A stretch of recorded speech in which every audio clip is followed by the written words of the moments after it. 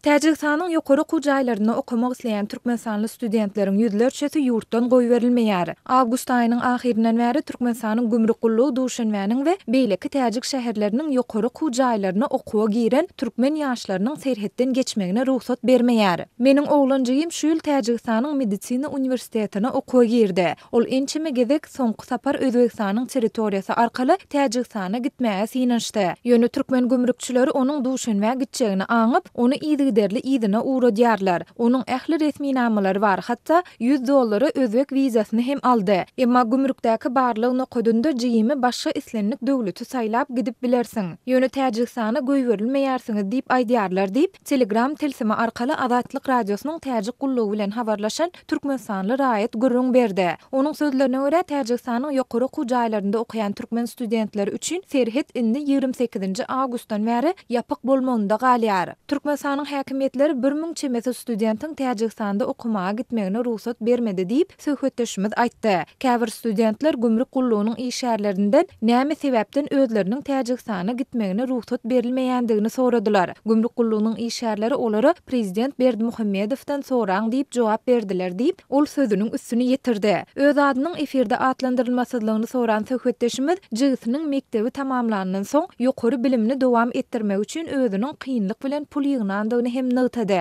Näme etjegimizi bilmeýäris. Serhet çalt wagtda açylar diýip umyd edýäris diýip ol belledi. Täjikistanyň medisina universitetiniň halkara bölüminiň jogapkar resmileriniň tasdiklamagyna görä, şu ýyl şertnama esasynda okuwa giren türkmensanly studentleriň onlarçasy okumak üçin ýokary okuw jaýyna barmandyr. Belkem olarda wiza bilen baglanşykly problema dörändir. Munyň sebäplerini bilmeýäris diýip universitetiň halkara bölüminiň jogapkar resmileriniň biri aýtdy. Şol bir wagtyň özünde Täjikistanyň Pedagogika Universiteti türkmen studentleriniň ählisiniň eýem Duşanbä gelendigini we öz okuwlaryny dowam etdirýändigini aýtdylar. Bu universitetde 2 goly türkmensanly ýaşlar esasan şertnama esasynda okuýar. Poligdaşda hadoru ýaksady ýolda nafar dokuýşur. Ýakyn hadoramat. Täjikistanda ýokary bilim almak epesli ardan bolan üçin türkmen ýaşlary täjik ýokary okuw jaýlaryny saýlap alýarlar. Türkmen studentleriniň aglawasy inglis we rus dilleri kafedralarynda şeýlede himiýa fakultetinde okuýar diýip Täjikistanyň Pedagogika Universitetiniň işäri aýtdy. Azatlyk radiosyna ýokarda gürrüň edilýän ýagdaýlar dogrusynda Türkmenistanyň döwlet gümrük gullugyndan we migrasiýa gullugyndan kommentari almak başartmady.